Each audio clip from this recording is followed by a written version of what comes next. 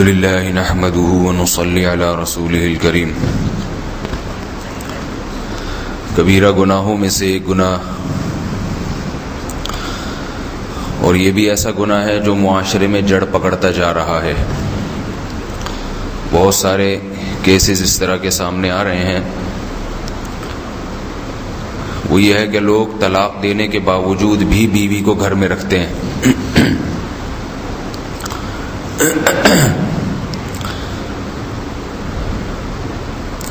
غصہ، جذبات سے مغلوب ہو جانا،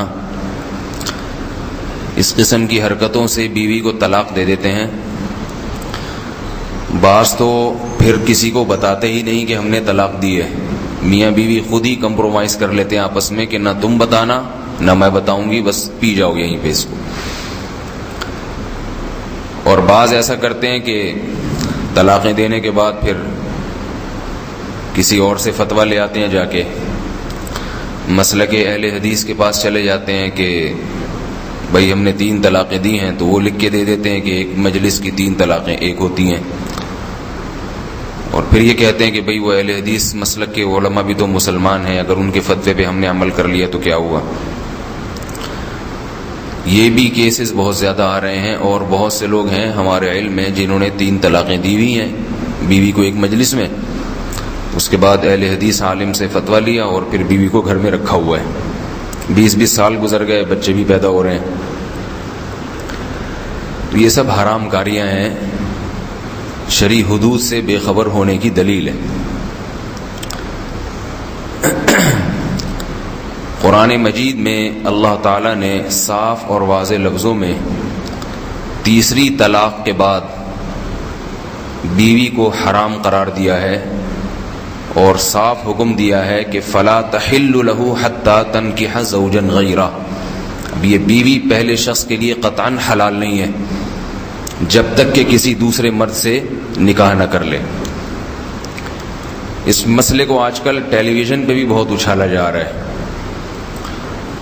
وہ میں پھر بعد میں ابھی بتاؤں گا کہ وہ کیا اچھالا جا رہا ہے، اور اس میں اسلام کو پس پردہ شریعت کو بدنام کرنا مقصد ہے، اچھے عنوان سے اچھا لیبل لگا کے۔ پہلے تو میں یہ بتا دوں کہ اس مسئلے میں اہل حدیث عالم سے فتویٰ لینا 2 وجہ سے جائز نہیں ہے، 2 وجہ سے حرام ہے۔ ایک وجہ تو یہ کہ اس بارے میں طلاق کے مسئلے میں کچھ مسائل تو ایسے ہیں جو فروعی مسائل ہیں دوسرے، جن میں امت میں شروع سے اختلاف چلا آ رہا ہے۔ اس میں تو اہل حدیث عالم کی رائے بھی صحیح ہو سکتی ہے، اور کسی حنفی شافعی عالم کی رائے بھی صحیح ہو سکتی ہے، کیونکہ صحابہ میں اختلاف ہے۔ رفع الیدین کا مسئلہ ہے، امام کے پیچھے زور سے آمین کہا جائے، آہستہ کہی جائے، سورہ فاتحہ امام کے پیچھے پڑھنی چاہیے کہ نہیں پڑھنی چاہیے۔ یہ وہ مسائل ہیں جس میں صحابہ کے زمانے سے اختلاف چلا آ رہا ہے، تو امت کی دونوں رائے ہیں۔ کچھ مسائل ایسے ہیں جو صحابہ کرام کے زمانے میں اتفاقی ہیں، اجماعی ہیں، اور رسول اللہ صلی اللہ علیہ وسلم کے دور میں بھی اجماعی، تابعین کے دور میں بھی اجماعی، پھر چاروں ائمہ نے بھی اس پر اتفاق کیا۔ ان مسائل میں کوئی بھی عالم اگر اس کے خلاف فتویٰ دیتا ہے تو اس عالم کی رائے کو دیوار پہ اٹھا کے مار دیا جائے۔ کوئی اس کی وقت نہیں ہے اسلام میں کہ پوری امت ایک طرف اور وہ عالم اپنی تحقیق عوام کے سامنے پیش کر رہا ہے۔ تو یہ جو 3 طلاقوں کا مسئلہ ہے یہ بھی ایسا ہی ہے۔ قرآن مجید میں بھی اللہ نے صاف لفظوں میں فرما دیا کہ تیسری کے بعد بیوی حلال نہیں ہے۔ اس میں کوئی قید نہیں ہے کہ ایک مجلس میں 3 دی ہوں، الگ الگ مجلس میں 3 دی ہوں، 3 مہینوں میں 3 دی ہوں، کوئی قید نہیں ہے اس میں۔ جو شخص یہ دعویٰ کرتا ہے کہ اس آیت سے 3 مختلف مجلسوں کی 3 طلاقیں مراد ہیں، وہ اپنے دعوے میں جھوٹا ہے، کذاب ہے۔ یہ میں سخت الفاظ اس لیے استعمال کر رہا ہوں کہ قرآن کی اس آیت کو بہت زیادہ اس آیت کا غلط استعمال کیا گیا ہے، بلا دلیل اس آیت میں قیدیں لگائی گئی ہیں۔ صاف لفظ ہے الطلاق مرتان، طلاقیں 2 مرتبہ ہیں، فَإِمْسَاكٌ بِمَعْرُوفٍ أَوْ تَسْرِيحٌ بِإِحْسَانٍ۔ یہ میں صرف لفظی ترجمہ کر رہا ہوں، آپ خود دیکھ لیں اس میں کہاں قید ہے کہ 1 مجلس، 2 مجلس، 3 مجلس، کہیں بھی نہیں۔ الطلاق مرتان، طلاقیں 2 مرتبہ ہیں، فَإِمْسَاكٌ بِمَعْرُوفٍ، پھر اس کے بعد چاہو تو اچھے طریقے سے رکھ لو، او تسریح بِإِحْسَان، یا بھلے طریقے سے رخصت کر دو۔ اس کے بعد پھر خلا کا ذکر ہے، آگے چل کے فرمایا فَإِن طَلَّقَهَا، اگر اس کے بعد دے دی، فَلَا تَحِلُّ لَهُ مِن بَعْدُ، تو پھر اس تیسری طلاق کے بعد بیوی حلال نہیں ہے. اس میں بھی نہیں ہے کہ فوراً دی یا 1 مہینے بعد دی یا 1 گھنٹے بعد دی. بعض لوگ یہ مرتان کے لفظ سے کہتے ہیں کہ 2 مرتبہ اگر ایک ہی مجلس میں دے دی ہیں تو 1 مرتبہ ہوئی ہے، تو یہ بھی غلط ہے. یہ بھی عربی زبان سے بھی ناواقفیت کی دلیل ہے اور قرآن و حدیث سے بھی جاہل ہونے کی دلیل ہے. احادیث میں مرتن کا لفظ ایک ہی مجلس میں ایک کام کو کئی مرتبہ کیا جائے اس کو بھی مرتبہ سے تعبیر کیا گیا ہے. حدیث میں آتا ہے من قال 30 مرتن سبحان اللہ، جس نے 33 مرتبہ سبحان اللہ کہا. 33 مرتبہ تسبیحات جو ہے نا، تو یہ 33 مرتبہ ایک ہی مجلس میں کہا جاتا ہے. یہ 33 مہینوں میں کہا جائے گا، یہ ایک ہی مجلس میں 33 مرتبہ. صحیح بخاری میں ہے توضأ رسول اللہ صلی اللہ علیہ وسلم مرتن و مرتین، کہ نبی صلی اللہ علیہ وسلم نے 2 مرتبہ وضو کیا. صحابہ کو سکھا رہے تھے ایک وضو کو 2 مرتبہ دھویا، 3 مرتبہ دھویا. تو ظاہر ہے ایک ہی مجلس میں 3 مرتبہ اللہ کے رسول صلی اللہ علیہ وسلم نے چہرے کو دھویا. تو یہ واضح لفظ ہے، قرآن مجید کی واضح آیات ہیں. اور اس آیت کا جو شان نزول ہے وہ بھی بتاتا ہے، صحیح حدیث سے ثابت ہے کہ یہ آیت زمانے جاہلیت میں 3 طلاقوں کے بعد بھی مرد کو رجوع کا حق تھا. تو یہ آیت نازل ہوئی کہ 3 طلاقوں کے بعد مرد کو رجوع کا حق ختم کر دیا جائے گا. دوسری آیت قرآن مجید میں یا ایھا النبی اذا طلقتم النساء فطلقوهن لعدتهن، اے نبی، یعنی نبی سے مراد سب امتی ہیں، کہ جب تم اپنی بیوی کو، اپنی بیویوں کو طلاق دینے کا ارادہ کرو تو فطلقوهن لعدتهن، تو ان کو عدت کے اوقات میں تقسیم کر کے طلاق دو. یعنی 3 مہینے میں طلاق دو. 3 طلاقیں دینی ہو تو کتنے؟ تقریباً 3 مہینے اس کے لیے ہونے چاہیے، اکٹھی نہیں دو. آگے اس حکم کی حکمت بیان کی جا رہی ہے لا تدری لعل اللہ یحدث بعد ذلک امرا، تمہیں معلوم نہیں ہے کہ عین ممکن ہے اللہ طلاق کے بعد کوئی جوڑ کی صورت پیدا کر دے. کیا مطلب؟ اگر اس حکم پہ عمل نہیں کیا، اکٹھی دے دی تو جوڑ کی صورت پیدا نہیں ہو سکتی. یہ آیت بھی نص سے قاطع ہے، صاف دلیل ہے کہ قرآن طلاق کو تقسیم کر کے دینے کا حکم اسی لیے دے رہا ہے کہ اکٹھی دینے میں حکمتیں فوت ہو جائیں گی. اور آگے فرمایا وَمَن يَتَّقِ اللَّهَ يَجْعَل لَّهُ مَخْرَجًا، جو اللہ سے ڈرتا ہے اللہ اس کے لیے مصیبت سے نکلنے کا راستہ رکھتے ہیں. اس آیت کی تفسیر میں حضرت عبداللہ بن عباس اور آپ کے بہت بڑے شاگرد تھے حضرت عکرمہ جیسے حضرت عبداللہ بن عباس تفسیر کے امام تھے تو آپ کے شاگردوں میں حضرت عکرمہ بھی تفسیر کے امام تھے. ان دونوں سے اور ان کے علاوہ بھی بہت سارے تابعین، تبع تابعین سے اس آیت کی تفسیر یہ ہے کہ چونکہ یہ اللہ نے طلاق کے بعد حکم دیا نا کہ جو اللہ سے ڈرتا ہے اللہ اس کے لیے مصیبت سے نکلنے کا راستہ رکھتے ہیں، تو اس کی تفسیر کرتے ہوئے فرماتے ہیں وَمَن يَتَّقِ اللَّهَ أَيْ مَن طَلَّقَ كَمَا أَمَرَهُ اللَّهُ تَعَالَى، جو اللہ سے ڈرتا ہے یعنی جو اللہ کے بتائے ہوئے طریقے کے مطابق طلاق دیتا ہے، يَجْعَل لَّهُ مَخْرَجًا، اللہ اس کے لیے مصیبت سے نکلنے کا راستہ رکھتے ہیں، یعنی اس کو رجوع کا حق دیتے ہیں. کیا پتہ چلا جو اللہ سے نہیں ڈرتا دھاڑ دھاڑ کر کے 3 نکال دیتا ہے تو اللہ اب اس کے لیے مصیبت سے نکلنے کا راستہ نہیں رکھتے. سمجھ میں نہیں آ رہی میرا خیال ہے بات، کیونکہ یہ ڈاکٹر ذاکر نائک صاحب بھی آج کل ٹیلی ویژن پہ اس مسئلے کی غلط اشاعت کر رہے ہیں. میں ڈاکٹر ذاکر نائک کو برا نہیں سمجھتا، اللہ ان سے بہت کام لے رہا ہے، لیتا رہے، مگر کوئی بھی عالم ایسا نہیں ہے کہ اس سے غلطی کا امکان نہ ہو. اسی وجہ سے کہا جاتا ہے کہ ائمہ 4 کی اتباع کی جائے، ابو حنیفہ، مالک، شافعی، احمد بن حنبل، جن پر پوری امت نے اعتماد کیا ہے. بعد کے لوگوں کو اگر آپ چلیں گے نا ان کی علمیت سے متاثر ہو کر بہت سے مسائل میں گڑبڑ کر جائیں گے اور نام قرآن حدیث کا استعمال کریں گے. تو مسائل کے معاملے میں ڈاکٹر ذاکر نائک صاحب کوئی مفتی نہیں ہیں، ان سے بھی غلطی ہو سکتی ہے اور بڑی فحش غلطیاں ہوتی ہیں مسائل کے معاملے میں.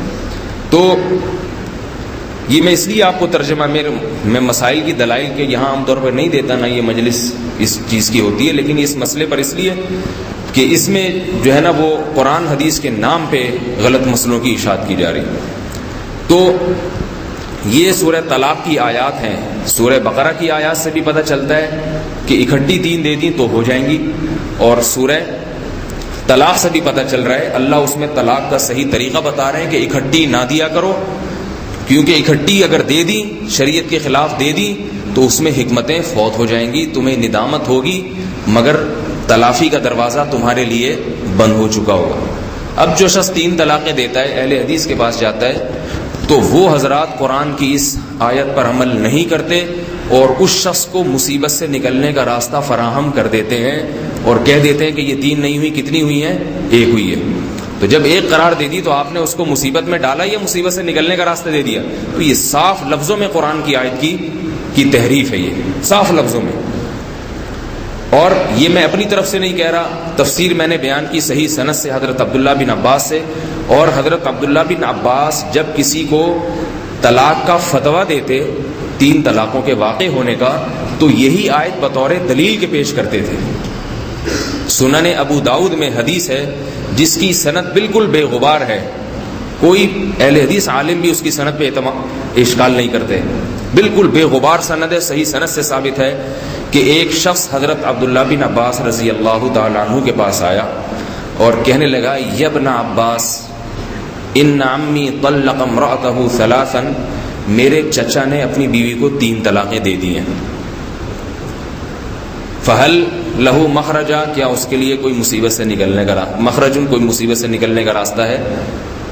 تو حضرت عبداللہ بن عباس نے فرمایا، یأتی احدکم الحموقہ، تم میں سے ایک شخص حماقت پہ سوار ہوتا ہے۔ کیا فرمایا؟ تم میں سے کوئی شخص، وہ اکٹھی دی تھی انہوں نے، ان کے چچا نے جو دی تھی، ایک مجلس میں 3 طلاقیں دی تھی۔ تو حضرت عبداللہ بن عباس نے فرمایا، تم میں سے ایک شخص حماقت پہ سوار ہوتا ہے، ثم یأتی ابن عباس، پھر ابن عباس کے پاس آتا ہے، پھر کہتا ہے فیقول یا ابن عباس یا ابن عباس، اے ابن عباس اے ابن عباس، پھر یہ یوں صدائیں لگاتا ہے۔ پھر آگے فرمایا، ان عمک لم یتق اللہ، تیرے چچا نے، تیرا چچا اللہ سے نہیں ڈرا طلاق کے معاملے میں، فلم یجعل لک مخرجا، اللہ نے اس کے لیے اب مصیبت سے نکلنے کا راستہ نہیں رکھا ہے۔ پھر آپ نے آیت پڑھی قرآن مجید کی، وَمَن يَتَّقِ اللَّهَ يَجْعَل لَّهُ مَخْرَجًا، جو اللہ سے ڈرتا ہے اللہ اس کے لیے مصیبت سے نکلنے کا راستہ رکھتے ہیں۔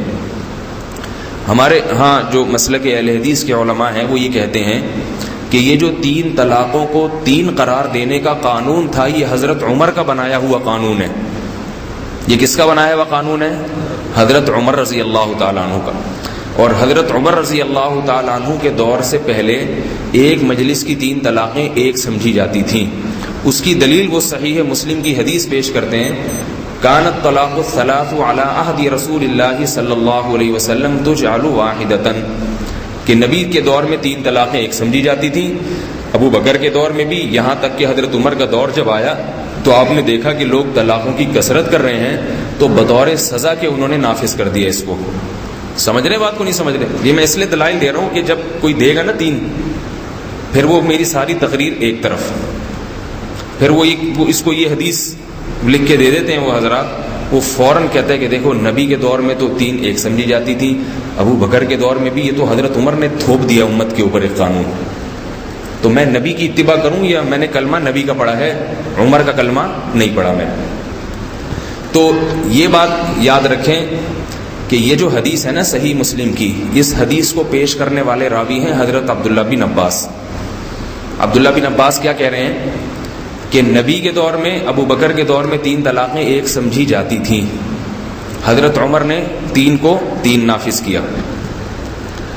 یہاں ایک مسئلہ یہ ہے کہ نبی کے دور میں جو 3 ایک سمجھی جاتی تھی، پہلی بات اس میں یہ نہیں ہے کہ ایک مجلس کی 3 ایک سمجھی جاتی تھیں، اس میں علی الاطلاق ہر قسم کی 3 طلاقیں ایک سمجھی جاتی تھیں۔ اب سوال پیدا ہوتا ہے، اس میں تو 1 مہینے کی 3 مہینے کی 3 بھی آ گئیں، 3 گھنٹے کی 3 بھی آ گئیں، اس حدیث کا مطلب کیا ہے؟ تو بات یہ ہے کہ اس میں یہ کہیں نہیں لکھا کہ وہ 3 جو سمجھی جاتی تھی تو نبی سمجھتے تھے یا ابو بکر سمجھتے تھے۔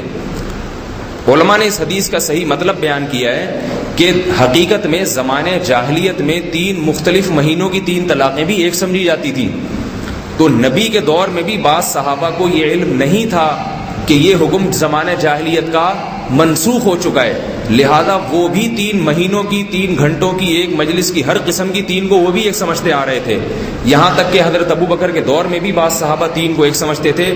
حضرت عمر نے جو 3 کو 3 نافذ کیا تو یہ کوئی نیا کوئی بدعت ایجاد نہیں کی، بلکہ انہوں نے نبی صلی اللہ علیہ وسلم کے دور میں جو قانون قرآن میں نازل ہوا تھا اس قانون کو حضرت عمر نے نافذ کیا ہے۔ اس کی مثال ایسے ہے جیسے صحیح مسلم کی حدیث ہے، حضرت جابر بن عبداللہ فرماتے ہیں کہ ہم نبی کے دور میں بھی عورتوں سے متع کرتے تھے، ابو بکر کے دور میں بھی متع کرتے تھے، حضرت عمر نے پابندی لگائی ہے۔ تو شیعہ لوگ آج کل یہی دلیل دے کے متع کو حلال کرتے ہیں کہ یہ متع تو حضرت کو حرام کرنا حضرت عمر کا کارنامہ ہے، نبی کا نہیں ہے۔ تو ان کو بھی ہم یہ کہتے ہیں کہ یہ جو حضرت جابر نے کہا نا کہ ہم متع کرتے تھے نبی کے دور میں، ابو بکر کے دور میں بھی، تو اس میں حضرت جابر نے یہ کبھی کہیں نہیں کہا کہ نبی کی اجازت سے ہم یہ کام کرتے تھے یا نبی نے ہمیں اجازت دی تھی یا ابو بکر نے ہمیں اجازت دی تھی۔ بات یہ اس لیے کرتے تھے کہ متع زمانے جاہلیت میں ہوتا تھا، جب متع کو اسلام نے حرام کیا ہے، قرآن میں بھی متع کی حرمت نازل ہوئی، حدیث میں بھی، بہت سے صحابہ کو اس حرمت کا علم نہیں ہوا، تو جن کو نہیں ہوا وہ کرتے رہے۔ ابو بکر کے دور میں بھی انہوں نے کیا، حضرت عمر نے پابندی لگائی، تو حضرت عمر نے جو یہ پابندی لگائی تو شریعت پر اضافہ نہیں تھا، بلکہ وہی پابندی جو نبی لگا کر گئے تھے۔ تو اسی طرح طلاق کے مسائل کا شروع میں سارے صحابہ کو علم نہیں تھا، بعض صحابہ یہی سمجھتے تھے کہ 3 کے بعد بھی رجوع کا حق ہوتا ہے، وہ ایک سمجھتے تھے 3 کو۔ ابو بکر کے دور میں بھی حضرت عمر نے پھر اس کو عمومی قانون بنا کے نافذ کر دیا کہ کسی کو 3 طلاقوں کے بعد رجوع کی اجازت نہیں ہے۔ اس کی وجہ یہی ہے کہ یہ اللہ کا بنایا ہوا قانون ہے۔ تو اس لیے کوئی حدیث سامنے آئے تو پہلے کسی عالم سے اس کا پوچھ لیا کریں اس کا مطلب کیا ہے۔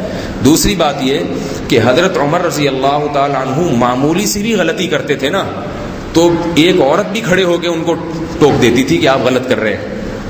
اس کی بہت ساری مثالیں ہیں کہ حضرت عمر نے کوئی اجتہادی غلطی کی یا کوئی قانون بنایا تو صحابہ کھڑے ہو گئے کہ ہمیں یہ قانون منظور نہیں، اختلاف کیا صحابہ نے، حالانکہ اس میں حضرت عمر کی رائے بھی ایک اجتہادی تھی، صحابہ کی بھی اجتہادی تھی۔